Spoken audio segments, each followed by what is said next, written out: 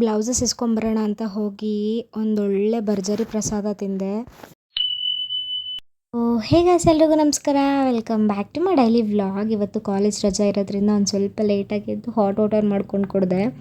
ಅದಾದಮೇಲೆ ಒಂದು ಸ್ವಲ್ಪ ಕಡಲೆಪುರಿ ಇತ್ತು, ಅದ್ರ ಜೊತೆ ಅದರಲ್ಲಿ ಒಂದು ಸ್ವಲ್ಪ ಒಗ್ಗರಣೆ ಮಾಡಿಕೊಂಡು ಪಟ ಅಂತ ರೆಡಿಯಾಗಿ ಸಡನ್ ಪ್ಲ್ಯಾನ್ ಆಗಿ ಬೆಟ್ಟಲ್ಸೂರ್ಗೆ ಹೋಗೋಣ ಅಂತ ಅಂದ್ಬಿಟ್ಟು ಪ್ಲ್ಯಾನ್ ಆಯಿತು. ಬಿಕಾಸ್ ನನ್ನ ಬ್ಲೌಸುಗಳೇನೋ 4-5 ಇತ್ತು, ಮದುವೆ ಹತ್ತಿರ ಬರ್ತಿದೆ ಅಂತ. ಹೋದರೆ ಅಲ್ಲಿ ಸತ್ಯನಾರಾಯಣ ಪೂಜೆ ಮಾಡ್ತಿದ್ರು. ಸೊ ಒಂದೊಳ್ಳೆ ಊಟ ಆಯಿತು ಅಂತ ಅಂದ್ಕೊಳ್ಳಿ, ವೆಜ್ ಊಟ.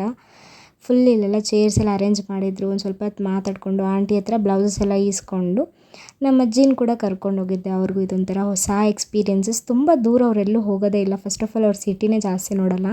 ಸೊ ಅವ್ರನ್ನೂ ಜೊತೆಗೆ ಕರ್ಕೊಂಡು ಹೋಗಿದ್ದೆ. ಬರೋಷ್ಟೊತ್ತಿಗೆ ತುಂಬ ಕತ್ಲಾಗಿಬಿಟ್ಟಿತ್ತು, ಟ್ರಾಫಿಕ್ ಕೂಡ ಆಗಿಬಿಟ್ಟಿತ್ತು.